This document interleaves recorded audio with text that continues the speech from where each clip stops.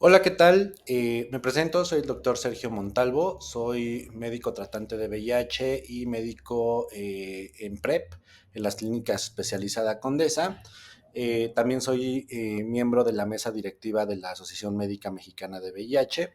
Y pues bueno, como parte de este diplomado en el manejo interdisciplinario de las personas que viven con VIH, pues vamos a tocar un tema importante que es justamente la supervisión y manejo de los efectos secundarios y la seroconversión, así como el estigma de la PrEP. Como se habrán dado cuenta, son muchos temas, entonces vamos a tratar de abordarlos de una manera pues bastante integral y que nos quede bastante claro. Digo, si quisiéramos basarnos en cada uno de los temas, nos saldrían 5 o 6 clases, pero vamos a tratar de abordarlo de esta forma, ¿vale? Entonces, sobre todo, la cuestión acá es que durante esta sesión, pues vamos a explorar los principales desafíos, perdón, en la estrategia, en la implementación de la PrEP. Es decir, hablaremos de los efectos secundarios más comunes, cómo identificarlos justamente, cómo tratarlos oportunamente, y también pues analizaremos los aspectos clínicos y epidemiológicos sobre la seroconversión en usuarios de PrEP, el cómo manejar justamente estos casos, y por último abordaremos el estigma, que sigue siendo una barrera importante para la adopción de esta herramienta, así como discutir justamente las estrategias para poder superar pues estos estigmas, ¿no? Espero que esta charla sea de su utilidad para su vida profesional y pues vamos a iniciar. Quisiera iniciar sobre todo con esta cuestión de establecer y recordar algunos puntos claves de la PrEP que se vieron en el nivel uno. Desde qué es la PrEP, pues ya lo sabemos, es justamente una profilaxis preexposición, es decir, es un medicamento que se toma de manera consistente, que va a prevenir la infección por el VIH y se toma antes de poder estar expuesto, ¿vale? Entonces, este medicamento justamente nos va a ayudar a reducir el poder adquirir el VIH en más de un 99% a través de las relaciones sexuales y en alrededor del 76% en aquellos pacientes usuarios de drogas intravenosas, ¿vale? Como les decía hace un momento, pues la PrEP pues, es una herramienta clave en la prevención del VIH y es especialmente crucial en poblaciones clave como hombres que tienen sexo con otros hombres, personas transgénero, personas que ejercen el trabajo sexual y personas usuarios de drogas inyectables. Si bien pues estas poblaciones van a enfrentar una incidencia más alta de infecciones de VIH debido a los factores de vulnerabilidad social y acceso a los servicios de salud, la PrEP no solamente nos va a permitir reducir esas tasas, sino también pues, poder empoderar a nuestros pacientes para la toma de decisiones sobre su salud sexual. Lo cual, pues, esta herramienta pues, nos va a ayudar justamente a poder mejorar las igualdades en la cuestión de la salud de nuestros pacientes. Entonces, un aspecto pues fundamental para garantizar la evaluación inicial y adecuada antes de poder iniciar la PrEP, pues vamos a tener que esto pues va a incluir desde las pruebas de laboratorio, la evaluación de la función renal, la evaluación de posibles contraindicaciones, interacciones con otros medicamentos, comorbilidades, y ya que solo, pues, por sí solo, pues la PrEP, recordemos que no es solamente un medicamento, sino también es una oportunidad que vamos a tener de transformar el cuidado preventivo y reducir las desigualdades en salud. Vamos a tener 3 puntos claves para el inicio de los pacientes, como se los pongo acá, ya se los mencionaba en un principio, la cuestión de los laboratorios clínicos, los cuales pues básicamente se van a basar en pruebas de detección de VIH, pruebas de creatinina, pruebas de funcionamiento hepático, pruebas de hepatitis B y C y búsqueda de otras infecciones de transmisión sexual. La evaluación clínica, que la evaluación clínica tiene que ir enfocada pues para ver si un paciente se encuentra en un periodo de ventana, si un paciente se encuentra con algunos datos de infección aguda, que más adelante vamos a ver, si un paciente tiene alguna comorbilidad que pueda tener la toma de otros medicamentos que generen interacción.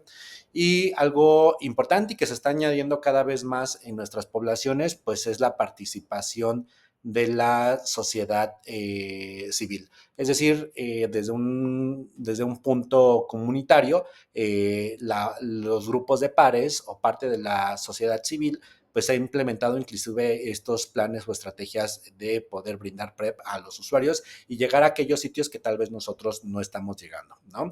Por eso también es importante que nosotros como médicos podamos tal vez capacitar, apoyar y dirigir pues a estas asociaciones que llegan a estos puntos que nosotros no llegamos, ¿vale? Y pues evidentemente un punto clave y algo necesario pues es el financiamiento por parte de las instituciones, ¿no? Que si bien entiendo que no nos corresponde, pues sí es algo importante y que va a tener un punto clave en la implementación de estos programas. Bien, aquí tenemos justamente algo justamente en la implicación o la aprobación en la cuestión de las guías práctica clínica en la PrEP por medio de la CDC y nos hace referencia a algo muy importante que nos dice que todo adulto y adolescente sexualmente activos deben de ser informados acerca de la prevención de adquirir VIH con es decir, no deberíamos delimitar solamente a las personas que tal vez nosotros consideremos en riesgo, sino también a todas aquellas que tal vez no estén en riesgo, pero tienen parte de su derecho a la salud es tener la información necesaria como las diferentes estrategias de prevención, ¿vale? Justamente les pongo este cuadrito donde vemos pues algunos datos como la cuestión de, pues aquí empezamos con si tiene sexo vaginal o anal en los últimos 6 meses, si sí, si ha tenido más de una pareja sexual con un estatus serológico desconocido y si siempre utiliza condón o no, y pues justamente todas las vías nos van a llevar a la prescripción o discusión sobre la prescripción de la PrEP. Por lo tanto, pues sí es importante tener como en cuenta estos puntos importantes porque pues todo paciente que llegue a nuestra consulta que no viva con VIH y que llegue por alguna infección de transmisión sexual, práctica de riesgo o sobrevivientes de violencia sexual deben de tener justamente pues este abordaje y darle la información por si quisiera ingresar a este programa de PrEP, ¿vale? Por otra parte, justamente tenemos aquí un resumen de la elegibilidad de la PrEP. Por el tipo de esquema, sabemos que existen varios esquemas para la PrEP. En el capítulo anterior con el doctor Martínez Orozco, justamente abordaron la cuestión de los nuevos estrategias de PrEP, como la PrEP inyectable, entre otras, ¿no? Prácticamente la tenofovir emtricitabina de forma diaria está indicada para cualquier grupo, es decir, hombres que tienen sexo con otros hombres, mujeres transgénero, hombres heterosexuales, mujeres heterosexuales y hombres transgénero, ¿vale? En algunas otras llega a tener algunas restricciones, como la cuestión de la toma de la PrEP a demanda, sobre todo pues en hombres transgénero y mujeres heterosexuales que sabemos que pues en las concentraciones del medicamento a nivel de la mucosa vaginal no van a ser las adecuadas para generar una protección en este tipo de toma, en comparación justamente a la concentración que se puede tener en la mucosa anal de este medicamento. Y algunos otros que pues continúan en estudio, como los anillos vaginales, y la cuestión de el TAF, que justamente el TAF en México todavía no está, digamos que liberado para utilizarlo como PrEP.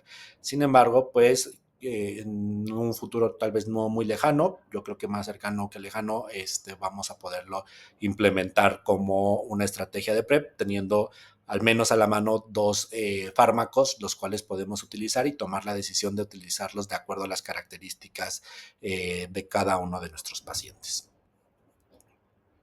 Bien.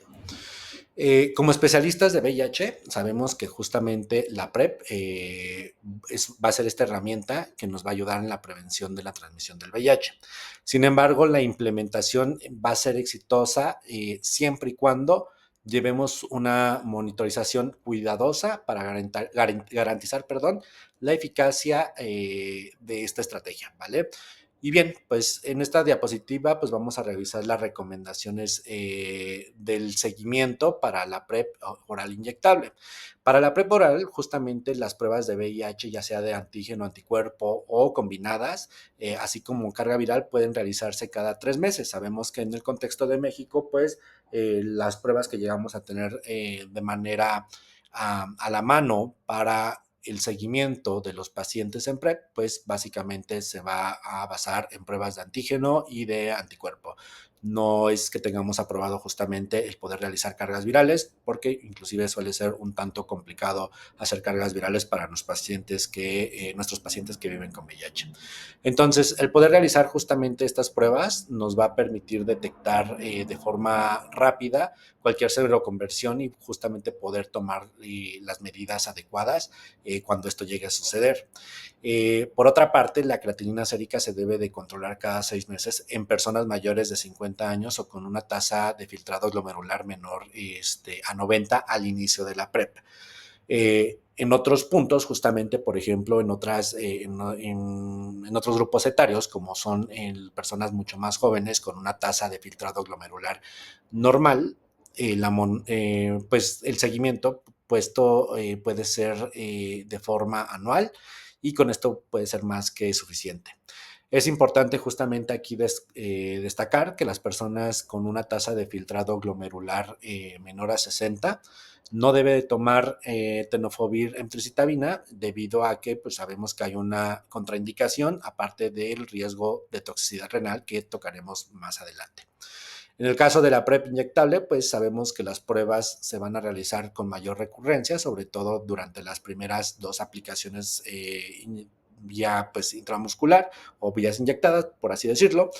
Y este seguimiento, como les mencionaba, se hace cada 2 meses y posteriormente tenemos la cuestión del seguimiento de la creatinina sérica que nos dice que no es necesaria debido a que no hay un cambio específico de la PrEP, que vamos a tocar este tema un poco más adelante y vamos a hacer como la comparación de el riesgo de la disminución de la función renal de acuerdo al tipo de PrEP que se está tomando.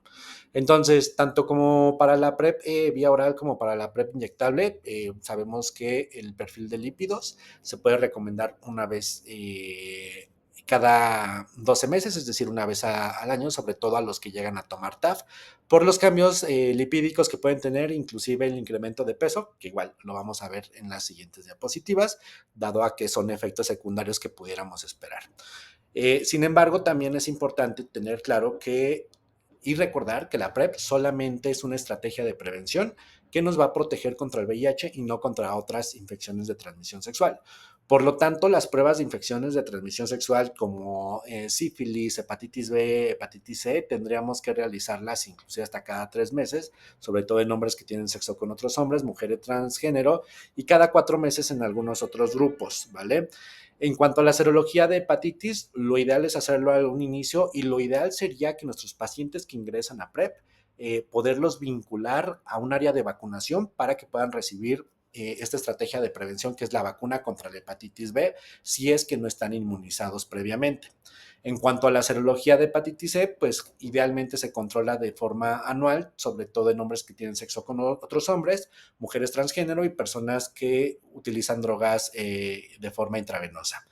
Sin embargo, parte de este seguimiento tiene que ver con la cuestión del abordaje y la evaluación de cada paciente. Es decir, yo voy a decidir en qué momento le voy a realizar cada una de estas pruebas a mi paciente dependiendo sus prácticas de riesgo. Es decir, si yo tengo un paciente que tal vez practica chemsex, es decir, que utiliza drogas durante sus relaciones sexuales, que practica sexo grupal sin uso de preservativo, que tiene uso de drogas intravenosas, que comparte juguetes sexuales o que practica fisting, pues este paciente en general va a ser un paciente que nos va a tener o nos va a dar mayor riesgo a adquirir tanto otras infecciones de transmisión sexual de origen bacteriano, pero también otras infecciones de origen viral, como la hepatitis C. Entonces, tal vez a ellos no les tengo que hacer una prueba cada año, tal vez se las puedo hacer cada 6 meses o inclusive hasta cada 3 meses, dependiendo sus factores de riesgo. Bien, entonces, esto como contexto inicial, pues justo nos va a decir, o lo vamos a tener en cuenta, que el tenofovir y entricitabina, su uso se va a justificar de acuerdo a los beneficios preventivos que nos pueda dar. Es decir, aquí les pongo una frase. El uso generalizado del tenofovir entricitabina solo puede justificarse si los beneficios preventivos superan los riesgos potenciales de los eventos adversos. Esto llega a ser, es decir, si lo traslocamos a la vida real, pues realmente estos beneficios preventivos sí superan muchas veces los riesgos potenciales de los eventos adversos. Y les digo muchas veces porque ahorita justamente vamos a tratar todos estos eventos adversos de los cuales vamos a hablar y vamos a conocer y vamos a saber cómo abordarlos desde la parte del seguimiento de PrEP. Bien. Entonces, conociendo justamente estos posibles efectos adversos, yo se los puse aquí en una tablita, en la cual justamente cabe recalcar que sabemos que la PrEP es una estrategia de prevención generalmente segura, pero pues también es fundamental estar al tanto de los posibles efectos secundarios para brindar pues una atención mucho más integral hacia nuestros pacientes. Los efectos secundarios más comunes incluyen pues las náuseas, diarrea, la cefalea, dolor de cabeza, la fatiga, el dolor abdominal, y estos generalmente van a ser leves y van a ser temporales, es decir, nuestros pacientes que inician PrEP generalmente pueden presentar estos síntomas y en el transcurso de 2 semanas a un mes, esos síntomas van a ir desapareciendo de forma gradual o van a desaparecer, ¿vale?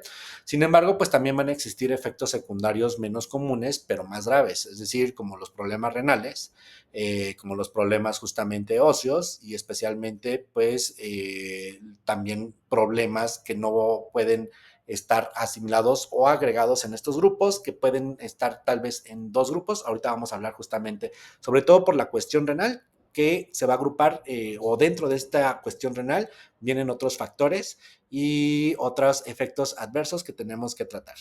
Y bueno, aquí les pongo un último que es el aumento de peso, que sobre todo lo vemos ahora que ya tenemos estos medicamentos como el tenofovir alafenamida, en lo cual ya sabemos más o menos cómo funciona la cuestión del incremento de peso, sobre todo en pacientes que viven con VIH, pero realmente qué pasa en nuestros pacientes que toman PrEP. Entonces, aquí les pongo justamente este estudio, que es un metaanálisis, y este estudio se los puse justamente para comprender mejor la seguridad de la PrEP. Entonces, este estudio se realizó por medio de una revisión sistemática de 13 ensayos clínicos aleatorios y justamente en este análisis se comparó justamente la frecuencia de eventos adversos graves entre los participantes que tomaban PrEP y aquellos o grupo control, justamente que eran aquellos que tomaban ya sea o placebo o que se encontraban sin tratamiento. Entonces aquí hacía una comparación de la frecuencia en los cuales se presentaban justamente cada uno de estos eventos adversos. ¿Vale? Entonces, justamente los resultados mostraron que el 17.4% de los participantes que se encontraban en el grupo de tratamiento experimentaron eventos adversos de grado 3 o 4. Recordemos que los eventos adversos grado 3 o 4 son aquellos que pueden poner en riesgo la salud y la estabilidad de un paciente, en comparación justamente con el 16.8% con el grupo control. ¿Qué quiere decir esto? ¿O qué nos dice? Que básicamente tomar PrEP a no tomar PrEP nos daba justamente el mismo riesgo de tener algún efecto adverso o evento adverso. Es decir, realmente no había una relación propiamente entre tomar y no tomar medicamento, ¿vale? En cuanto a los eventos adversos graves, justamente el 9.4% de los participantes en el grupo de tratamiento reportaron estos eventos adversos graves en comparación al 10.1% en el grupo control. Lo mismo, es decir, no hay una diferencia significativa en el cual el tomar PrEP nos conlleva a tener eventos adversos graves, a no tomar absolutamente nada o estar tomando placebo. Entonces, ese es un punto también importante. Donde vimos cambios o donde sí vimos como diferencias fue justamente en la cuestión de las elevaciones de la creatinina, ya que estas fueron pues poco frecuentes en ambos grupos. Sin embargo, las fracturas, cuando evaluábamos la cuestión de fracturas, sí fueron ligeramente más comunes en el grupo de tratamiento. ¿Vale? Entonces, estos datos pues, nos van a sugerir que la PrEP es generalmente segura pero sin embargo es importante estar atentos justamente a los posibles efectos secundarios, especialmente a cuáles, a los renales y a los óseos. Y es por eso que vamos a abordar justamente estos efectos. Como parte global, ya les hablaba hace un momento de los efectos secundarios más comunes que podemos presentar, sobre todo al inicio del tratamiento, por lo cual vamos a tener que dar algunas recomendaciones y tener en cuenta también estos otros efectos que no son tan comunes, pero también se los debemos de compartir a los pacientes, ¿no? ¿Y esto por qué? Porque obviamente debemos de llevar un seguimiento más estrecho donde el paciente tiene que informarnos. Entonces, parte del manejo de los efectos secundarios es seguir algunos consejos prácticos y dar recomendaciones a los pacientes, ¿no? Entonces, justo para minimizar justamente estos efectos secundarios, pues podemos recomendar a nuestros pacientes que toman la PrEP que se lo tomen con alimentos para reducir las náuseas, la hidratación adecuada, pues también va a ser algo importante y sobre todo, pues más importante para aquellos que tienen alguna alteración renal o que tienen alguna comorbilidad, perdón, que pueda aumentar el riesgo de tener alteraciones a nivel renal.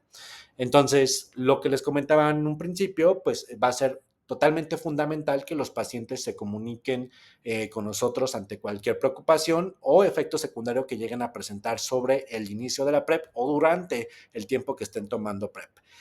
Es importante también comentar con los pacientes que la automedicación se debe de evitar justamente para evitar que nos puedan cubrir o exacerbar algunos síntomas que tal vez pudieran presentarse asociados a la PrEP y que siempre va a ser justamente mejor buscar una orientación médico profesional.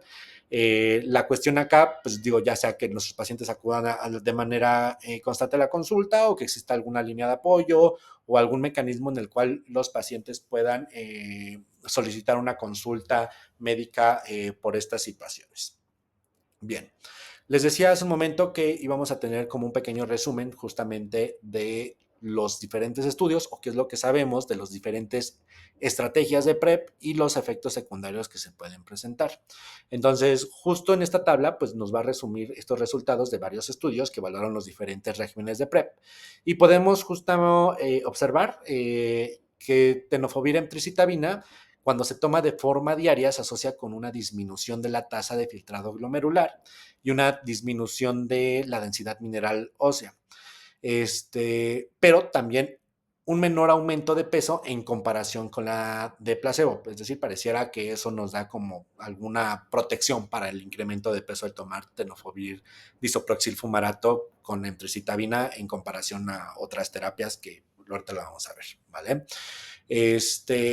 En cuanto al tenofovir y emtricitabina bajo demanda, pues nos va a demostrar o lo que se vio fue que en esta muestra hay un pequeño descenso de la tasa de filtrado glomerular, pero pues no se publican más datos acerca sobre este efecto ni algunos efectos algunos otros efectos como son los óseos y los cambios de peso. Mientras que tenofovir a la fenamida con emtricitabina de toma diaria, lo que se vio justamente es que se asociaba con una mejoría en cuestión de los biomarcadores renales y un pequeño aumento en la cuestión de la densidad mineral ósea. Es decir, lo que se presentaba con tenofovir emtricitabina, que es tenofovir fumarato, en comparación a TAF, pues obviamente había una mejor respuesta en el perfil tanto de biomarcadores renales como en el perfil óseo. Entonces, pero justamente también había un mayor aumento de peso en comparación con tenofovir fumarato. En cuanto a la cabotegravir, pues bueno, lo que vimos fue justamente que mostraba algunas tasas similares de eventos adversos renales en comparación con tenofovir fumarato y emtricitabina y al principio generaba un pequeño aumento de peso inicial, lo cual posteriormente se estabilizaba y se mantenían en esa manera, ¿no? Es decir, se veía un ligero aumento de 1 o 2 kilos a lo máximo, creo que ahorita veo si les puse esa tablita, y justamente a partir del paso del tiempo, esto ya no incrementaba. Entonces, estos datos nos van a ayudar a comprender justamente los diferentes perfiles de seguridad que tenemos de cada régimen de medicamentos que utilizamos para PrEP. Y entonces eso nos va a ayudar a tomar decisiones informadas pues para nuestros pacientes. Bien. Entonces, en resumen, pues es importante recordar que los datos sobre el aumento de peso asociado a tenofovir a la fenamida son limitados. El aumento de peso es un fenómeno complejo con múltiples factores involucrados, es decir, pues la cuestión de la alimentación, actividad física, cuestiones hereditarias, metabólicas, entre otros. La decisión justamente del poder continuar o cambiar el régimen de PrEP o con los diferentes medicamentos que llegamos a tener, debe de ser evaluada de forma individual y debe de considerar justamente las necesidades y las preferencias de los pacientes, ¿no? Entonces, siempre debemos justamente basar estas decisiones en la mayor y mejor evidencia disponible que tengamos a la mano y bajo las recomendaciones actualizadas justamente en la guía. Entonces, en cuanto a esto, pues espero que esta pequeña revisión que hicimos, pues les sea útil justamente para poderlo aplicar pues en su práctica clínica y no olviden que el poder darle seguimiento y el manejo adecuado de los efectos secundarios del paciente que se encuentra PrEP, así como abordarlos desde una manera libre de estigma, van a ser bien cruciales justamente para que nuestros pacientes se adhieran a la PrEP y tener un éxito favorable del uso de la PrEP. Es decir, si mi paciente me está diciendo tengo dolor de cabeza, si tengo náuseas, si estoy teniendo esto, hay que ponerle mucha atención. No nada más decir, bueno, pues lo vimos en la clase, lo leímos, ya lo sabíamos desde antes, es normal y nada más decirle al paciente, sí, está bien y no darle una explicación. El paciente debe de conocer que estos efectos pueden ser esperados o que no pueden ser esperados y que se tienen que abordar de una manera, ¿vale? Entonces, hablando de estos puntos importantes, pues ya hablábamos de los efectos secundarios. Entonces, vamos a comenzar hablando por la nefrotoxicidad por el tenofovir, hablando justamente entre las diferencias de tenofovir fumarato, tenofovir disoproxil fumarato y tenofovir alafenamida fumarato. Entonces, teniendo en cuenta esto, pues sabemos la cuestión de que el tenofovir pues es uno de los pilares tanto en la terapia antirretroviral como de la profilaxis preexposición. Sin embargo, pues el perfil de seguridad pues va a variar sobre todo en la cuestión de en la relación de la función renal. Entonces va a tener como diferentes impactos de acuerdo al tipo de tenofovir que podamos utilizar, si tenemos a la mano tenofovir disoproxil o tenofovir alafenamida. Entonces, el tenofovir disoproxil, pues sabemos que se va a asociar con mayores concentraciones plasmáticas del tenofovir, lo que va a generar pues una mayor filtración glomerular y una acumulación en las células tubulares renales, que ahorita les pongo un cuadrito para explicarles cómo funciona esta cuestión de la nefrotoxicidad asociadas al tenofovir. Entonces, eso nos va a causar justamente la disfunción tubular proximal y por lo tanto la pérdida de algunos minerales como puede ser fósforo, glucosa, entre otros, y pueden darnos pues desde una acidosis láctica hasta una fosfatemia, hasta una acidosis láctica, entre otros. Entonces, es por ello que justo el uso de tenofovir está contraindicado precisamente en los pacientes que tienen una tasa de filtrado glomerular menor a 60. Por otro lado, tenemos al tenofovir alafenamida. Recordemos que este tiene una formulación mucho más optimizada que va a reducir de forma significante las concentraciones plasmáticas del tenofovir, por lo tanto se va a limitar su concentración y exposición a las células tubulares renales y pues esto justamente lo va a convertir en una digamos que opción más segura y adecuada para pacientes que llegan a tener un antecedente de algún compromiso renal. Entonces, justamente este medicamento, lo mencionábamos, es un medicamento que inclusive pudiéramos utilizar en pacientes con alguna comorbilidad y que pudieran tener inclusive hasta una tasa de filtrado glomerular por arriba de 30 mililitros por minuto. Entonces, será importante justamente evaluar cuál será el mejor tratamiento para los pacientes, saber también las comorbilidades, qué otros medicamentos pueden estar tomando que puedan tener una repercusión a nivel renal y pues sobre todo ver qué tanta disponibilidad tenemos ya sea del uno o del otro, del tenofovir disoproxil o de tenofovir alafenamida. Entonces, esto justamente como se llevan a cabo o llegan a tener como estas alteraciones a nivel renal, pues va a ser necesario justamente este seguimiento periódico de todos los pacientes que se encuentren ya sea o con tenofovir disoproxil o con tenofovir alafenamida. ¿Vale? Entonces tenemos que evaluar como algunos parámetros específicos como la creatinina sérica, como la tasa de filtrado glomerular, como los niveles de fosfato sérico y algunos otros marcadores que nos pudieran orientar en que si el medicamento está pudiendo tener algún impacto negativo a nivel renal. El monitoreo justamente de TAF es un poco diferente, justamente porque el impacto es mucho menor a nivel renal. Sin embargo, no excluye que podamos también dar un manejo y un seguimiento adecuado para los diferentes pacientes que se encuentran en diferentes tratamientos, ya sea con disoproxil o con alafenamida. Eh, Aquí les pongo justamente el mecanismo de nefrotoxicidad asociado al tenofovir, especialmente justamente en su formulación de TDF, el cual aquí es importante que pongamos atención porque va a ser un punto clave para entender justamente cómo minimizar los efectos adversos en los pacientes que utilizan el tenofovir, ya sea como tratamiento antirretroviral y en este caso en el tema del día de hoy, como la PrEP. Entonces, sabemos justamente que lo que va a pasar es que el tenofovir va a ingresar a las células tubulares renales a través de algunos transportadores de aniones orgánicos conocidos como justamente estos transportadores OAT. Y esto justamente va a permitir la entrada activa del fármaco en las células. Lo que va a hacer el fármaco una vez dentro de la célula es que, en especial el tenofovir disoproxil, es que va a tener una acumulación mayor dentro de la célula. Y pues debido a que hay un menor transporte de salida mediado por estos transportadores multidrogas que son los MRP2, entonces esta acumulación puede generar un daño de forma intracelular, es decir, puede generarnos daños a nivel mitocondrial, justamente ya que el tenofovir pues va a interferir en la síntesis de ADN y en los procesos justamente de reparación que va a llevar o va a tener como consecuencia la disfunción mitocondrial y pues esto se va a ver reflejado en la muerte celular.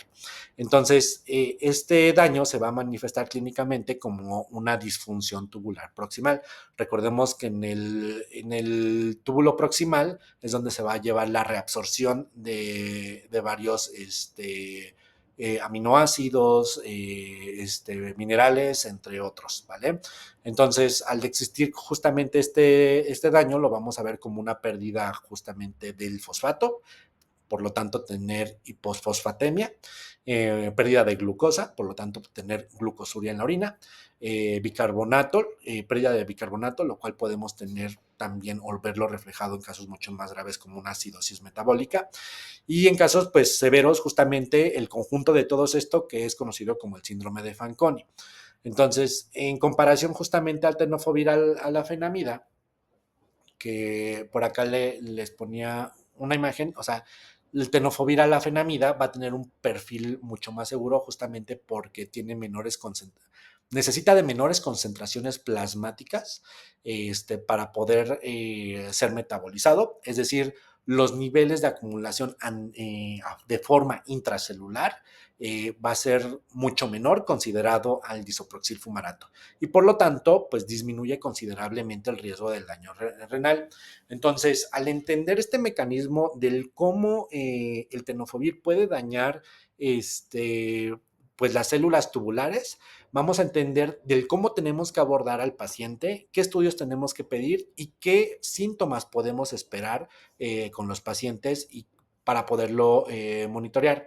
Entonces, en aquellos pacientes que van a utilizar disoproxil fumarato, pues debemos de realizar evaluaciones de manera mucho más regulares en función renal, incluyendo la creatinina sérica, lo que les mencionaba, la tasa de filtrado glomerular y marcadores de disfunción tubular como el fósforo sérico, ¿vale?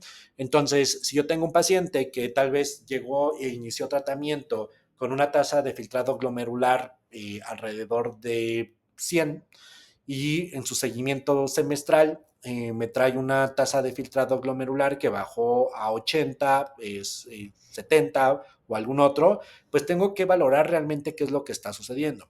Por experiencia yo les pudiera decir, tenofovir es un medicamento seguro, estos cambios aparecen en menos del 1% de la población y cuando llegan a suceder esto tenemos que evaluar otros motivos o factores que pudieran estar ocasionando esta disminución de la función renal. ¿Como cuáles? Toma de suplementos, toma de suplementos como la proteína en cantidades inadecuadas. Recordemos que muchas de las veces nuestros pacientes, por cuestiones de querer generar mayor masa muscular, van a estar tomando suplementos con base a proteína de forma inadecuada, es decir, porque el coach se los mandó, porque no están llevando un seguimiento por parte de nutrición y no están teniendo una evaluación clínica de la cuestión de la toma de esta proteína. Por otra parte, tenemos aquellos que llegan a tener o utilizar testosterona o algunos otros anabólicos que pueden tener un impacto negativo a nivel renal, y el uso también de la creatinina que nos puede, creatina, que nos puede justamente alterar nuestros resultados, y por lo tanto, inclusive el consumo de líquidos, ¿no? El cual eso nos puede alterar los resultados, y no necesariamente va a estar asociado con la toma del tenofovir, sino realmente puede estar asociado con la toma de algunos otros fármacos o químicos, o la falta de ingesta de líquidos. Entonces, les hablaba un poquito acerca de las manifestaciones clínicas que pudiera ocasionar la nefrotoxicidad asociada al tenofovir, específicamente al tenofovir disoproxil fumarato, y estas pues van a estar, lo que les explicaba, directamente relacionadas con las alteraciones o daño en el túbulo renal proximal, donde pues este medicamento se va a procesar. Entre las manifestaciones más comunes, entonces, lo que platicamos hace un ratito, la hiposfosfatemia, que es justamente un resultado de la pérdida del fosfato a nivel del túbulo proximal, lo que puede llevar al paciente a tener síntomas como debilidad muscular y alteraciones óseas, la glucosuria o la pérdida de glucosa en la orina, y esto puede justamente ocurrir inclusive en ausencia de hiperglucemia, es decir, si nosotros encontramos un examen general de orina donde estamos viendo que el paciente está tirando glucosa y que sus niveles de glucosa en suero son, digamos que normales, pues tendríamos que preguntarnos si realmente el medicamento no está generando alguna alteración secundaria al tenofovir disoproxil. La acidosis metabólica, como puede ser la cuestión debido a la pérdida del bicarbonato, y estos pueden sugerir como síntomas pues un poquito mucho más severos, como la fatiga, la taquicardia o la respiración rápida, y inclusive la confusión en casos mucho más severos.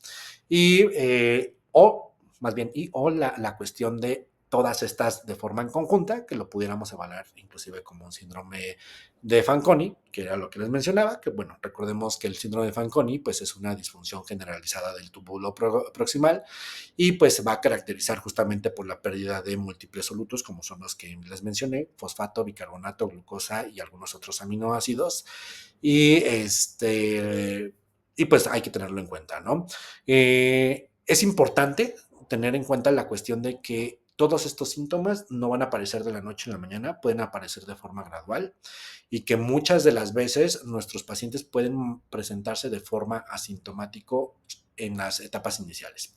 Entonces, por esta razón, justamente el seguimiento regular de estos parámetros renales pues van a ser esenciales en pacientes que usan tenofovir disoproxil fumarato en particular, justamente porque ya veíamos dentro de estos estudios que el tenofovir alafenamida pues es mucho menos frecuente, y las tasas en las que se puede utilizar van hasta tasas de aclaramiento de hasta de 30 mililitros por minuto. Entonces, ¿qué es lo que sabemos? Pues bueno, si aquí tenemos los tres fármacos que tenemos disponibles para el uso de la PrEP, pues sabemos que en comparación de tenofovir disoproxil, pues ¿quién va a tener mayor seguridad? El tenofovir alafenamida. ¿Y cuál va a tener mayor seguridad en comparación de tenofovir alafenamida? Pues cabotegravir, por cuestiones ahí del incremento de peso, entre otras situaciones. Sin embargo, pues sabemos que estos PrEPs inyectados todavía no los tenemos disponibles en México, y tenofovir alafenamida todavía puede estar teniendo ciertas restricciones para poderse implementar desde el área de PrEP, y entonces seguimos estando como con esta utilización del tenofovir disoproxil fumarato. Bien, entonces, Unas recomendaciones, ya lo decíamos hace un momento, los pacientes con riesgo renal, pues idealmente hay que preferir el TAF, sobre todo si la tasa de filtrado glomerular está menor a 60. Hay que evaluar cuidadosamente el uso de TAF, sobre todo en aquellos pacientes que tienen tasas de filtrado glomerular menor a 30, que generalmente un paciente que tiene una tasa de filtrado glomerular menor a 30 viene con otras comorbilidades que deben de estarle dando en seguimiento en conjunto con algunos otros especialistas. Hay que estar realizando el monitoreo renal, ya sea de todos estos solutos que les comentaba, fósforo, glucosa, bicarbonato, aminoácidos, en orina, creatinina sérica, electrolitos en suero, sobre todo en nuestros pacientes, para tener un adecuado control y la evaluación adecuada de esto. ¿Vale? Pasando al siguiente tema, digo, espero que este tema tal vez fue un poquito, pues, no sé si más largo, pero tal vez un poquito más completo, porque muchas de las situaciones que vamos a ver más adelante, como es la cuestión de los mecanismos del impacto del tenofovir a nivel del hueso, vienen o provienen desde esta parte, ¿no? O sea, cuando hablamos justamente de estos mecanismos que van a afectar el hueso, una de las principales teorías reconocidas en la cuestión del por qué el tenofovir afecta o la toma del PrEP va a afectar el hueso tiene que ver con esta cuestión de la función renal. Entonces, siguiendo o continuando con esto, pues comenzaremos a hablar acerca de los efectos del tenofovir a nivel del hueso. Entonces, el tenofovir, pues justamente lo hablamos, particularmente en la forma de disoproxil fumarato, pues va a tener un impacto significativo en la salud ósea debido justamente a varios mecanismos que van a afectar la densidad mineral ósea. Y pues esto nos va a traer como consecuencias un aumento en el riesgo de fracturas. Entonces, vamos a tener varios puntos de vista, lo que les decía, varias teorías en las cuales pueden estar afectando, aunque la más reconocida es la cuestión del nivel renal, ¿no? Entonces, desde el punto de vista del efecto directo en el hueso del tenofovir, pues estudios in vitro lo que han demostrado es que el tenofovir va a afectar justamente la función de las células óseas, es decir, como los osteoblastos, que recordemos que son aquellos responsables de la formación del hueso, y los osteoclastos, que son aquellos que se encargan de la reabsorción ósea. En cuanto al tenofovir, va a alterar justamente esta alteración de la expresión de algunos genes esenciales para la formación ósea, lo cual va a llevar a una menor formación y una mayor reabsorción ósea.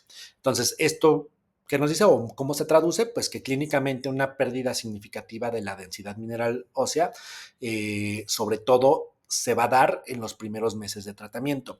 Esto está un poquito más estudiado, sobre todo en los pacientes que viven con VIH. Con los pacientes en PrEP no está tan demostrado. Los pacientes que viven con VIH tienen que ver con algunos otros mecanismos inmunes por el mismo virus, pero no debemos dejar de lado esta información debido a que pues, lo que se ha estudiado en la cuestión de la relación del tenofovir con las alteraciones óseas, pues vienen de varios puntos, como puede ser este mismo del efecto directo.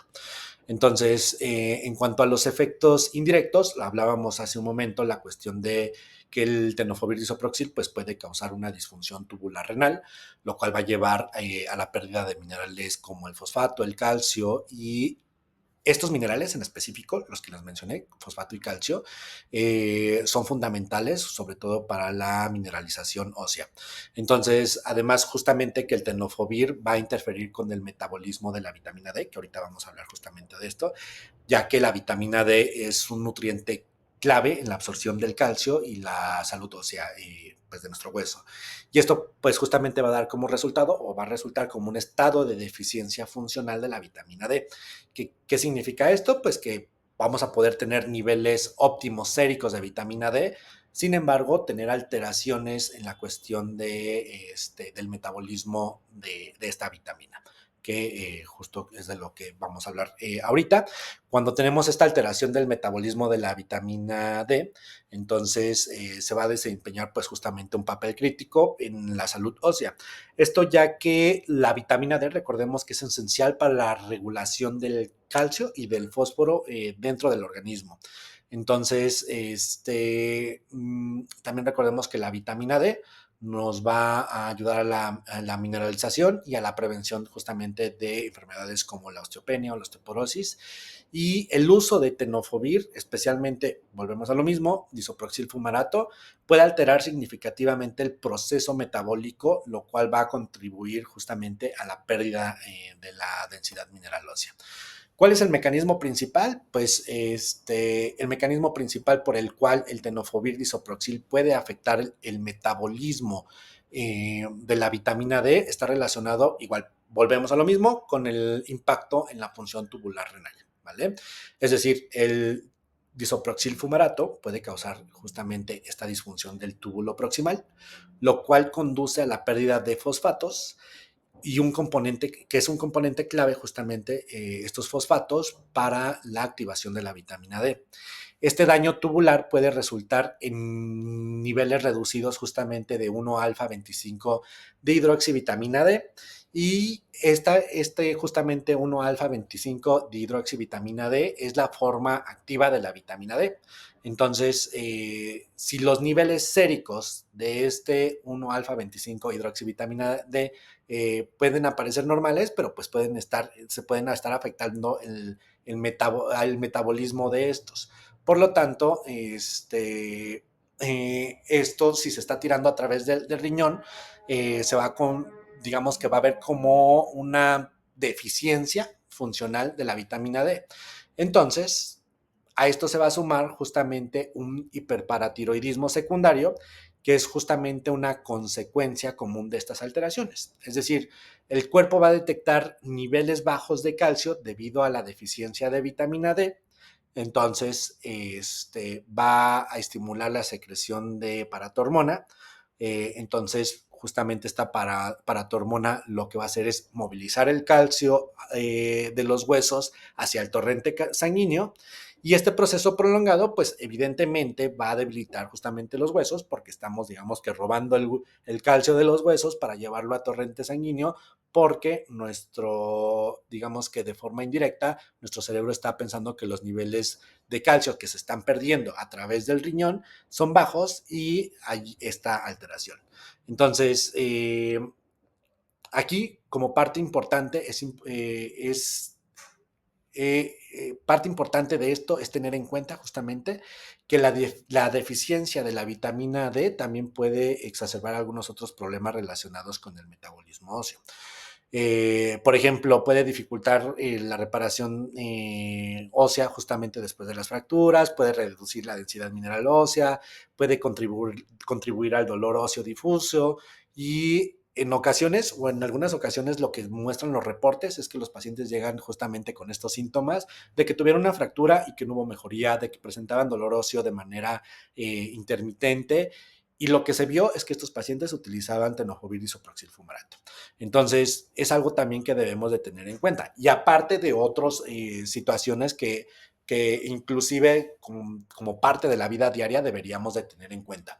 Porque pues, como médicos sabemos que parte de la cuestión de la deficiencia de vitamina D es muy importante, es decir, si hiciéramos unos niveles de deficiencia de vitamina D en general a todos los que estamos en este diplomado, alrededor del 80% tendrá una deficiencia. ¿Por qué? Porque no nos exponemos al sol. ¿Por qué? Porque trabajamos en lugares cerrados. ¿Por qué? Por la cuestión de la alimentación, entre otras situaciones. Y si a esto todavía le sumamos la cuestión de la toma del medicamento, pues vamos a tener aún más factores, ¿no? Entonces, es por eso que tenemos que tener en cuenta todo este contexto, sí el medicamento, pero también el contexto externo para poder dar un seguimiento adecuado a nuestros pacientes. Y bien, viene un tema importante, pero no quisiera explayarme mucho en esto porque seguro ya lo han visto. No hay muchos cambios en la cuestión de cómo abordar una seroconversión durante el uso de la PrEP. Básicamente yo les pudiera al final resumir tres puntos importantes, pero aquí más que la seroconversión, o sea, me gustaría que tuviéramos en cuenta el cómo reconocer pues justamente datos importantes sobre la infección aguda, ¿vale? Entonces, como les comentaba, la seroconversión durante el uso de la PrEP, aunque va a ser muy, muy poco común, Entonces, va a ser algo bien importante dentro de nuestro aspecto clínico y sobre todo la cuestión de cómo lo vamos a manejar y cómo lo vamos a diagnosticar, ¿vale?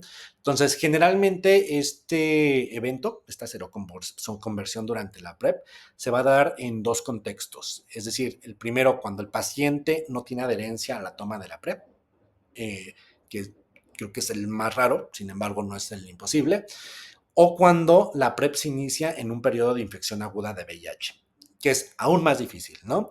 Y justamente por eso es importante tenerlo en cuenta, ¿no?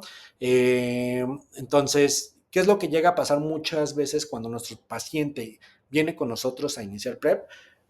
Pues yo les pudiera decir justamente antes lo que hacíamos con los protocolos, por ejemplo, protocolo INPREP o cuando se empiezan a generar estos implementación de PrEP en algunos programas o instituciones como INSISTE, pues algo que se realizaba, y ustedes seguramente tendrán un poquito de experiencia en esto, era la cuestión de paciente que se encontraba en periodo de ventana, tenía que pasar el periodo de ventana antes de poder iniciar PrEP.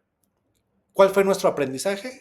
Que ese paciente generalmente o ya no iba a regresar, por lo tanto incrementaba su riesgo de poder adquirir VIH, o cuando regresaba se encontraba en otro periodo de ventana nuevo. Entonces, eran pacientes que no veíamos cuándo poderles iniciar, porque tal vez yo le decía, bueno, regresa dentro de 15 días, ¿no? Y en 15 días llegaba y me decía, es que ayer tuve una práctica de riesgo. Entonces, esos pacientes, pues justamente tendríamos que evaluar el riesgo-beneficio, evaluar si se encuentra en un cuadro agudo y ver qué es lo que tendríamos que hacer, ¿vale?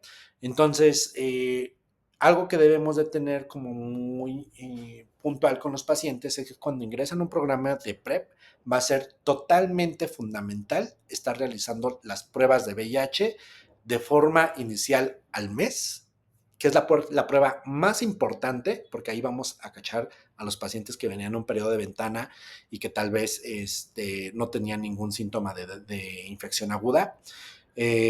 Y pues vamos a detectar todos estos efectos secundarios que acabamos de ver y poder dar justamente pues la consejería hacia los pacientes de la toma, adherencia, estigma, entre otros datos que pudieran abordar el paciente. Por eso la consulta posterior al inicio del tratamiento PrEP al mes es la consulta más importante y que no se debe de saltar.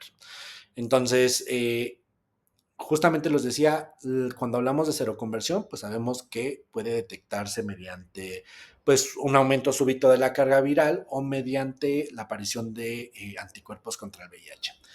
Pero evidentemente, si yo estoy en una institución de salud, tal vez de primer nivel, en la cual no tengo a la mano una carga viral, pues realmente no voy a poder diagnosticar el paciente.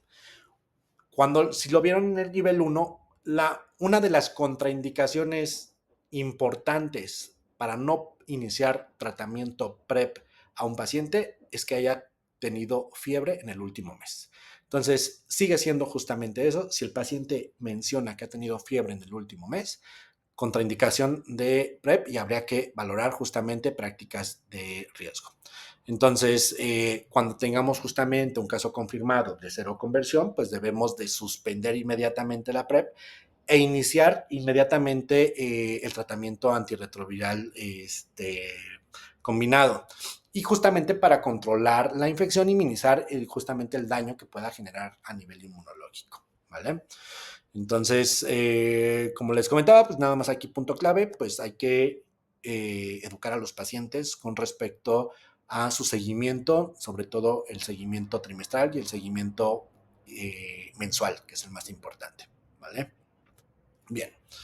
Entonces, sabemos, por ejemplo, que la infección aguda, pues van a presentar algunos síntomas. Es muy raro que surjan casos asintomáticos, sin embargo, pueden existir. Entonces, la mitad de los casos justamente van a producir manifestaciones clínicas, el 70% de los casos van a producir síntomas y pueden elevarse hasta un 90%. Estos síntomas se pueden agrupar como se ha denominado justamente como el síndrome retroviral agudo, que son algunos síntomas como de intensidad variable, pueden observarse como fiebre, cefalea, mialgias, adenopatías, rash. En los laboratorios podemos ver manifestaciones como leucopenia, trombocitopenia, elevación de las transaminasas, y que generalmente se va a autolimitar en un periodo breve, es decir, alrededor de 20 días puede empezar, digamos que a normalizarse o regularizarse todos estos cambios, tanto síntomas como analíticos pueden presentarse ya de forma normal. Entonces, los pacientes generalmente lo van a manifestar como un cuadro muy fuerte de una gripa, en el cual pues muchas veces lo pueden ahora asociar inclusive con COVID o que lo pueden asociar con influenza o algún otro, ¿no? Entonces, dentro de estas manifestaciones, aquí les pongo justamente algunos estudios de caso en los cuales se hizo un metaanálisis en el cual se valoró cuáles fueron las manifestaciones clínicas más comunes en fase aguda. Vemos que la más común justamente es la fiebre y es por eso que les mencionaba hace un momento que uno de los puntos claves es no iniciar pacientes que ya han tenido fiebre, sobre todo en el último mes. La faringitis, la astenia, la fatiga, mialgias, cefalea, diaforesis, adenopatías, volvemos acá, el rash, diarrea, entre otras, ¿no? Entonces, vamos justamente de más a menos, entonces creo que son puntos importantes que debemos de tomar en cuenta y síntomas que debemos de explorar con los pacientes que sobre todo van a iniciar PrEP o que están en el primer mes de PrEP y que están presentando estos síntomas. Es decir, si mi paciente me llegó, y tal vez suele pasar, porque sobre todo, por ejemplo, en la cuestión de INPREP, cuando era un protocolo, cuando todavía la PrEP no estaba abierta al público, los pacientes mentían con tal de poder tener su PrEP. Entonces, no nos hablaban de todas aquellas prácticas sexuales que habían tenido en los últimos 15 días. Entonces, la exploración, o más bien el interrogatorio dirigido de las prácticas que tuvieron y síntomas que tuvieron los 15 días, prácticamente siempre negaban todo, ¿no? Entonces, si durante el primer mes de PrEP el paciente nos está manifestando fiebre, ganglios inflamados, rigidez de la nuca, mialgias, fotofobia, entre otras, ojo acá, tenemos que sospechar tal vez de una infección aguda o una seroconversión, y no necesariamente que la PrEP no haya funcionado, sino que el paciente haya acudido a iniciar PrEP durante un periodo de ventana, ¿vale? ¿Qué hacer acá? Porque justamente hablábamos hace un momento de la cuestión de si no le inicio a un paciente que viene en periodo de ventana, pues lo más seguro es que va a venir en otro periodo de ventana para la siguiente cita, ¿no? Entonces, pues no hay algo estipulado, nosotros lo que yo les diría es de, pues si el paciente dice que no ha tenido ningún otro síntomas, pues nosotros debemos de creerles y debemos de iniciarles el PrEP. ¿Cuál es el riesgo-beneficio? El paciente tiene mayor riesgo justamente de adquirir VIH y tiene mayor beneficio de estar protegido. Es decir, si mi paciente tiene una práctica de riesgo antier y viene el día de hoy a solicitar PrEP, ¿se lo voy a dar? Sí, sí se lo voy a dar. ¿Por qué? Porque tiene mayor beneficio de verse protegido en sus próximas prácticas sexuales el riesgo que yo tengo de que el siguiente mes yo lo vaya a diagnosticar y nada más iniciarle de forma inmediata el tratamiento antirretroviral. En cuanto a la resistencia, prácticamente no está estudiada la cuestión de la resistencia al tenofovir, sobre todo. Hay algunos datos acerca de la emtricitabina que puede estar asociada a la cuestión del inicio de tratamiento a los pacientes que previamente tomaron PrEP. Pero estamos hablando que tomaron PrEP de una manera prolongada. Aquí estamos hablando de la seroconversión, sobre todo en pacientes que acaban de iniciar en el mes previo. Entonces, prácticamente el paciente solamente ha estado expuesto un mes al tratamiento, por lo tanto el riesgo va a ser mucho menor. Bien, entonces aquí le pongo algunas otras manifestaciones que ya las veíamos, de acuerdo justamente a los días. Y bueno, no me quiero adentrar tanto, porque si no nos vamos a atorar un poquito en esto. Entonces, igual otros datos clínicos justamente de interés, las lesiones o el rash, las úlceras orofaringias, inclusive se han descrito justamente infecciones oportunistas durante esta fase. Recordemos que durante la fase aguda hay una elevación importante de la carga viral y una disminución importante y considerable de las defensas, por lo cual pueden presentarse estas infecciones oportunistas, ¿vale? Entonces, aquí justamente, ¿qué es lo que tendríamos que hacer o cómo es lo que tenemos que evaluar? Para esto debemos de saber qué es lo que hace el virus al momento de entrar al cuerpo de la persona que adquirió VIH, ¿no? Entonces, pues aquí les pongo de 1 a 3 días, predominan las células en reposo, existe escasa replicación y entonces, pues básicamente el paciente no va a tener algún síntoma importante. Del día 4 al día 5, la replicación local pues, del virus va a aumentar, hay un reclutamiento del linfocito CD4, de memorias, por lo tanto va a haber una diseminación hacia otros órganos linfáticos, ¿no? Entre el día 6 y 10 va a haber ligera viremia y puede alcanzar varios millones de copias justamente en plasma. Ahí sí va a haber lo que hace, lo que platicamos en un momento, el virus entra y comienza la replicación masiva. Puede haber virus libres, puede haber virus en los linfocitos CD4, puede haber virus adheridos justamente a las células dendríticas, y entonces empieza justamente esta diseminación, ¿no? Entonces, también va a haber cierta, digamos que durante este periodo el sistema inmune va a tratar de controlar y por lo tanto va a haber cierta estabilización durante las siguientes fases. Entonces, puede haber entonces esta disminución justamente del alrededor del 60% de los linfocitos CD4 en el epitelio intestinal, por lo tanto presentará algunas manifestaciones gastrointestinales. También justamente vamos a ver infección o alteración o afectación de órganos secundarios como los ganglios, y pues entonces lo que les decía, el sistema inmune empieza a tener una respuesta, por lo tanto empieza a haber una descenso de la carga viral y empieza a haber una respuesta inmunitaria específica, ¿vale? Entonces, conforme va pasando los meses, pues la disminución de la carga viral se va a ver, ¿no? ¿Qué es lo que pasa en la cuestión de PrEP? Nosotros no tendríamos que llegar hasta 6 o 12 meses. Tendríamos que, pues prácticamente, diagnosticar a nuestros pacientes en los primeros meses o las primeras fases, es decir, cuando está presentando estos cuadros agudos. Y es por eso que justamente platicaba de la importancia de que nuestros pacientes tengan confianza y evitar el estigma hacia sus proveedores de salud. ¿Por qué? Porque si uno de mis pacientes acude, me marca por teléfono y me dice, es que tengo dolor de cabeza, tengo fiebre, y, y tal vez yo le voy a decir, bueno, pues no me importa, es normal, o pues es que te lo buscaste, tienes una ITS, X o Y situación, pues el paciente no va a tener confianza en algún momento, y tal vez era una gripa, no va a tener confianza de regresar en algún momento, ¿no? Cuando realmente tal vez sí surja, pues el paciente va a decir, no, pues ¿para qué voy si el doctor me va a regañar o me va a decir o me va a estigmatizar? Entonces, pues eso es importante para, sobre todo, poder abordar de forma inicial. ¿Cómo los vamos a abordar?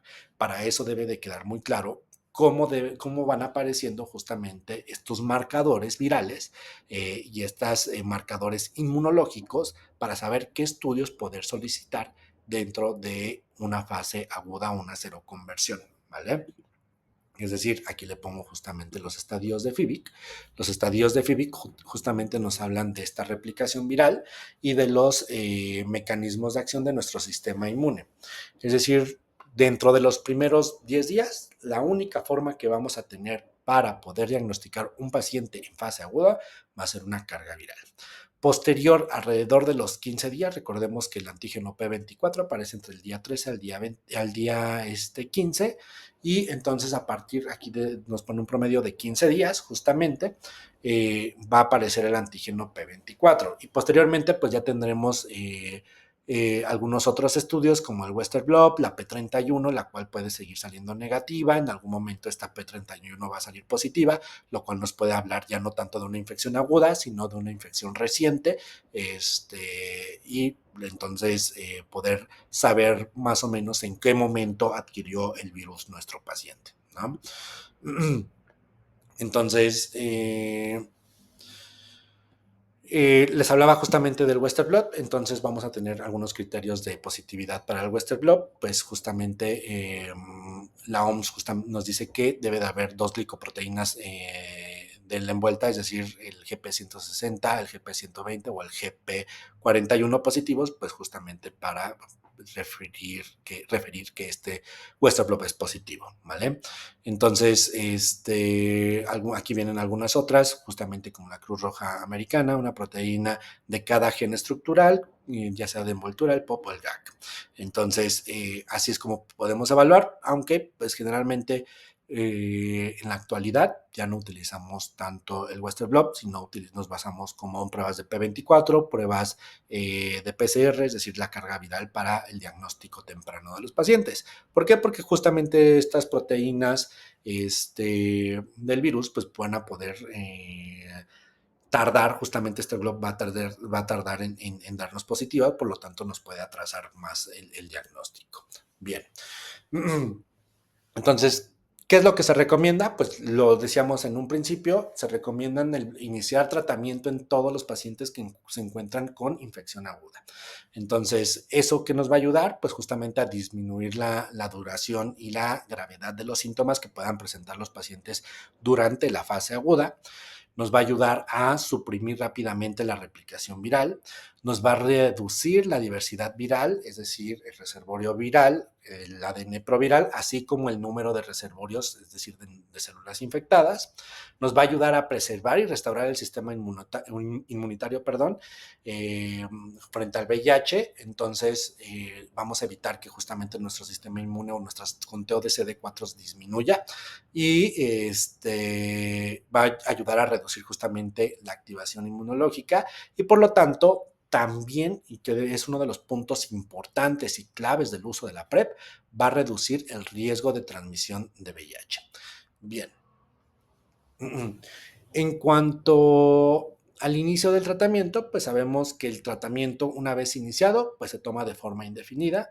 Las recomendaciones van a ser las mismas en un paciente con una infección crónica de VIH recién diagnosticado a un paciente con una infección aguda que viene tal vez de PrEP. En la cuestión de PrEP, en un principio yo les decía, hay dos consideraciones específicas, es decir, un paciente que se encuentra en PrEP con tenofovir disoproxil fumarato o tenofovir alafenamida fumarato, ¿cuál sería el tratamiento inicial? Un inhibidor de integrasa. No hay mayor problema, inhibidor de integrasa, con eso podemos iniciar. Paciente que se encuentra con tratamiento PrEP inyectado, es decir, con un inhibidor de integrasa, ¿cuál es el tratamiento que tiene que iniciar? Un inhibidor de la proteasa. Entonces, son básicamente esas dos reglas. Tenemos seroconversión, la diagnosticamos un paciente en fase aguda. Entonces, voy a iniciar pacientes que estaban con tenofovir, ya sea disoproxil o alafenamida. Voy a estarles iniciando con inhibidor de la integrasa. Paciente que estaba con PrEP inyectable, es decir, un inhibidor de la integrasa, ¿con qué voy a iniciar? Con un inhibidor de la proteasa, ¿vale? Y entonces comenzamos a darles el seguimiento como un paciente crónico. Bien, entonces, ya les decía justamente, las claves son inicio de tratamiento de forma rápida, eso nos va a ayudar a reducir la transmisión, nos va a ayudar justamente a valorar la cuestión de las resistencias. Aquí justamente les ponía que es preferible comenzar un esquema basado ya sea en inhibidores de integrasa o un IP, dependiendo justamente si el paciente estaba tomando como tenofovir o algún inhibidor de la integrasa y darle continuidad a este paciente, ¿vale? Y ya por último, creo que ya me alargué un poquito más, pero nos vamos a ir de forma rápido, pero a pesar de que sea de forma rápida, creo que es uno de los puntos importantes y clave para la implementación de la PrEP, ¿vale? Entonces, cuando hablamos justamente del estigma asociado al uso de la PrEP, el estigma justamente para la PrEP va a ser uno de los mayores desafíos en cuanto a su implementación. ¿Por qué? Justamente este estigma puede manifestarse de distintas maneras o distintos niveles, desde la percepción social hasta el ámbito tal vez médico, es decir, desde la persona que va a tomar PrEP hasta la persona que va a recetar PrEP, ¿no? Y esto justamente va a afectar significativamente la adopción y la adherencia a este tratamiento. Entonces, si queremos que un medicamento de prevención como la PrEP funcione de forma exitosa, tenemos que abordar el estigma que está desde la persona que lo va a tomar y hasta el estigma que está desde la persona que va a recetar, ¿vale? Y entonces poder justamente así mejorar, pero eso no lo es todo. Ahorita vamos a hablar de otro tipo de estigma que llega a existir, ¿vale? Entonces, entre las principales razones justamente del estigma, pues vamos a encontrar la falta de información, los juicios morales que se asocian a la PrEP, es decir, con comportamientos considerados como de riesgo, el miedo a vivir con VIH y, por ejemplo, cuando un paciente se evitan justamente pedir PrEP porque temen ser percibidos como personas promiscuas, que esa palabra ni siquiera debería de existir, o personas que ejercen libremente su sexualidad. Ese es el término adecuado. Entonces, pueden tener justamente, pues tener un juicio a través de los amigos, familia o conocidos por el estar tomando PrEP. Es decir, por el solo hecho de ejercer su sexualidad, su derecho de la sexualidad, entonces son juzgados. Inclusive hasta por las mismas parejas, ¿no? Inclusive por los mismos proveedores de salud. Entonces, ahí vamos a tener justamente dentro de estas principales razones, ¿vale? Entonces les decía que no solamente este estigma está basado en la cuestión del estigma individual o a nivel de los servicios de salud, sino también hay un estigma estructural. Este estigma estructural tiene que ver con las normas y políticas sociales que van a discriminar a las personas en función de su orientación sexual. Aquí les pongo justamente esta encuesta en línea que se realizó en Europa y esta encuesta la contestaron alrededor de 174,000 hombres que tienen sexo con otros hombres de 38 países, ¿vale? Entonces, justamente acá lo que encontramos en esta encuesta es que en cuanto más estigma estructural hay en un país, hay mayor prevalencia de VIH. Es decir, los países con niveles más altos de este estigma estructural, recordemos, estigma estructural, normas y políticas sociales que discriminan a las personas en función de su orientación sexual. Entonces, donde hay más discriminación, va a haber mayores tasas de prevalencia en VIH, sobre todo en hombres que tienen sexo con otros hombres, ¿vale? También va a haber mayor ocultación de la orientación sexual, lo que se va a traducir que justamente los hombres que tenían sexo con otros hombres y ocultaban su orientación sexual reportaban justamente menor acceso a los servicios de salud y menor frecuencia a poder realizarse pruebas de VIH. Y esto justamente también estaba asociado con mayor riesgo de prevalencia en cuestiones de conductas de riesgo a nivel sexual. Es decir, las personas que se encontraban tal vez, por así decirlo, dentro del closet o que no hablaban abiertamente de su sexualidad, acudían menos a los servicios médicos, acudían menos a realizarse pruebas, acudían por lo tanto menos a buscar estrategias de prevención, pero tenían mayor prevalencia de prácticas sexuales de alto riesgo. Entonces, pues vemos justamente cómo este estigma estructural también tiene un impacto negativo. Y pues las disparidades en el acceso de salud, es decir, dentro de esta encuesta también se encontraron estas diferencias en el cual las tasas de pruebas en países, digamos que los países que tenían menos estigma estructural realizaban más pruebas, tenían mayor acceso a los servicios de salud, tanto hombres que tienen sexo con otros hombres, y en los países con mayor estigma, pues prácticamente esto no se llevaba a cabo, ¿no? Y esto pues justamente pues tiene un impacto psicológico, es decir, pues justamente el no poder tener un acceso a la salud, el no poder realizar las pruebas, el no tener el poder de tener un mecanismo de prevención acerca de su salud sexual y el estar dentro de este estigma estructural también generaba mayores niveles de problemas psicológicos. Es decir, angustia psicológica, menor bienestar general, problemas de salud mental, entre otros, ¿vale? Entonces, justo para esto debemos de abordar pues este problema del estigma desde el campo de la educación hacia nuestras comunidades, hacia nuestros pacientes, hacia nuestros compañeros inclusive, y justamente para poder promover la empatía y reforzar justamente el mensaje del uso de la PrEP, que promover el mensaje de que el uso de la PrEP, perdón, es un acto realmente de cuidado y de responsabilidad personal, ¿vale? Y no verlo que el uso de la PrEP es porque eres, volvemos a la palabra, eres promiscuo, porque no eres responsable de tu salud sexual, entre otras cosas, ¿no? Bien, entonces, lo que les decía, el estigma no solamente es una barrera psicológica, tiene implicaciones meramente reales y medibles en la adaptación justamente de la PrEP como una estrategia de prevención.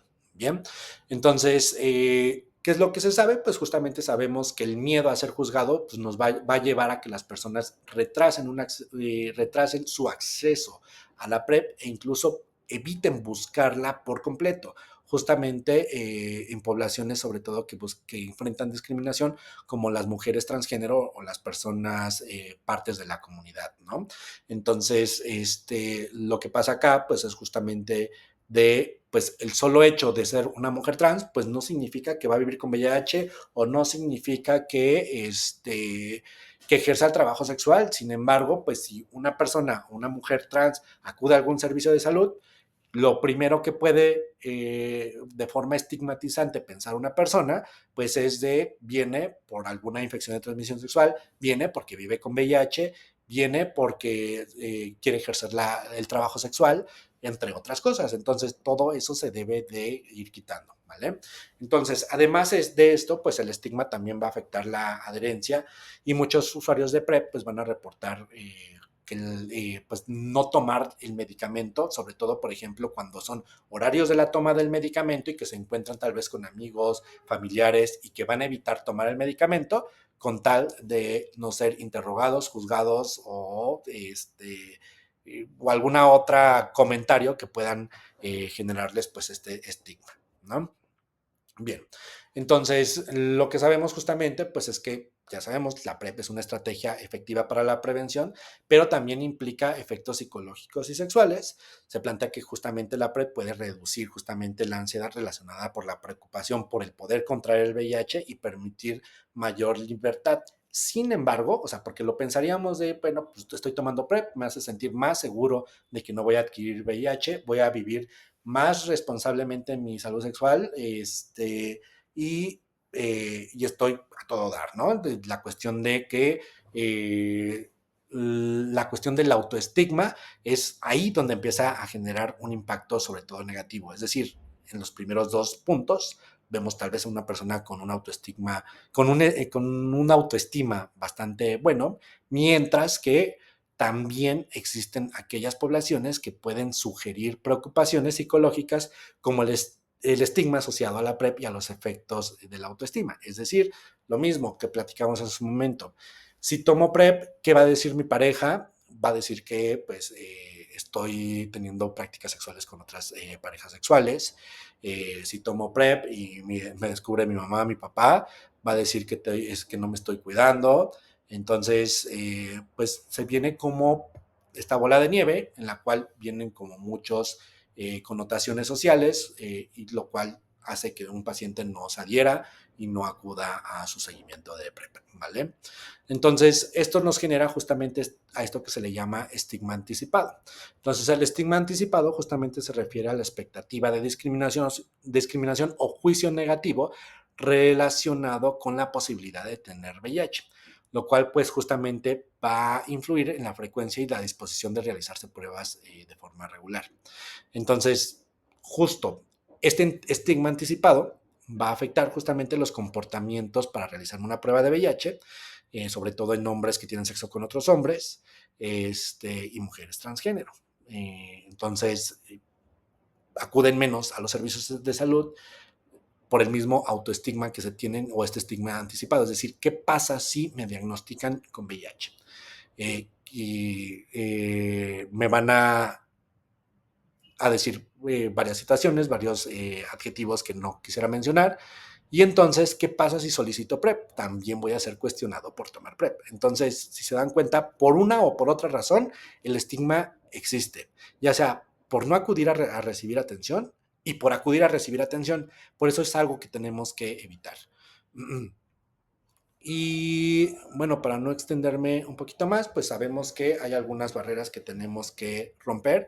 Justamente tenemos que mejorar los accesos al servicio de salud, es decir, quitar estos estigmas, mejorar justamente la implementación desde la persona con la cual llega nuestro paciente, tal vez el vigilante, el policía que está en la entrada, el poder educar justamente y que sepan justamente que existen estas estrategias de prevención. Muchas veces tenemos a personal administrativo involucrado en cuestiones de seguridad, no sé, llamémoslo el vigilante de la entrada de la clínica, ¿no? Inclusive el vigilante de la entrada de la clínica debería de saber esta información. ¿Qué pasa si una persona llega y dice, ah, bueno, vengo por mi tratamiento o quiero tomar un tratamiento para prevenir el VIH? Y si el policía de la puerta de la entrada no le pasa ni por acá que existe este tratamiento, ¿qué le va a decir? No, eso no existe, aquí solamente atendemos a personas que viven con VIH. Y desde ahí ya es una barrera. Ese paciente que acudía a solicitar PrEP ya no lo va a solicitar porque se quedó con la información a la mitad y de forma inadecuada. Entonces tenemos que justamente modificar algunas de estas barreras en el acceso de los servicios. Hay que abordar también el uso de sustancias, tenemos que ver que el consumo de sustancias en nuestros pacientes, sobre todo ahora como lo vemos con esta epidemia del cristal o epidemia del chemsex, es decir, que utilizan varias drogas para tener prácticas sexuales, es algo que debemos de abordar sin caer también en el estigma. O sea, sí tenemos que hacerlo como muy importante, porque inclusive ahorita vamos a ver más adelante una pequeña encuesta que se hizo a proveedores de salud, en el cual el estigma, sobre todo para aquellos usuarios de drogas, es bastante en los prestadores de servicios de salud. Entonces, este impacto negativo en el estigma, del estigma en la salud, pues va a generar menor adherencia, retraso en el inicio de la PrEP y va a tener menos acceso a los servicios de salud. Algo que les ponía justamente es esto, que es una encuesta justamente que se hizo en los proveedores de atención primaria en Estados Unidos, en el cual se vio que el sesgo de los proveedores puede tener un impacto significativo en el juicio clínico para recetar PrEP a las personas usuarias de drogas intravenosas. Entonces, importante, esta población generalmente va a estar estigmatizada y los proveedores de salud pueden tener prejuicios inconsistentes que pueden afectar su disposición para poder recetar PrEP como una medida preventiva para las personas que viven con VIH. Entonces, dentro de esto, justamente lo que se vio que los médicos o personas que recetaban la PrEP tenían una percepción de que los pacientes que usaban drogas intravenosas pues no iban a tener adherencia a la toma de su medicamento en comparación a los hombres que tienen sexo con otros hombres que no utilizan otras drogas. También iban a tener un sesgo en la evaluación del riesgo, es decir, los proveedores de salud generalmente subestimaban el nivel de riesgo de VIH entre las personas usuarias de drogas intravenosas, debido a que pues suponían sobre el estilo de vida y otros comportamientos que justamente lo podría llevar a no ofrecer PrEP cuando realmente era beneficioso para el paciente.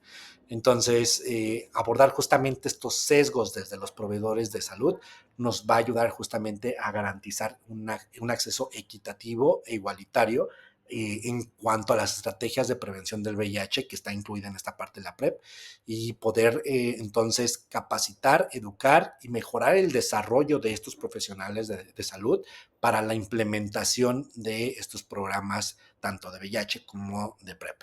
Y bueno, pues ya nada más como unos puntos claves en cuanto a esto, pues ya quedó muy claro, la PrEP es una herramienta altamente efectiva para prevenir el VIH. El manejo debe de ser de forma integral, el cual debe de incluir la supervisión, la detección y el abordaje del estigma, justamente para que este programa sea un éxito, pero también la cuestión del abordaje de forma integral de los efectos secundarios y sobre todo algo por lo cual todos estamos acá, es la educación y la sensibilización, perdón, son fundamentales para superar justamente todas estas barreras. Entonces, les agradezco mucho, sé que me pasé tal vez algunos minutos, espero no se les haga muy pesado, por ahí van a tener unos cuestionarios, espero que sean de su agrado, entonces cualquier duda que tengan, pueden ponerse en contacto conmigo, el doctor Sergio Montalvo, y que tengan una excelente tarde, día, noche, dependiendo a qué hora estén tomando su clase. Saludos.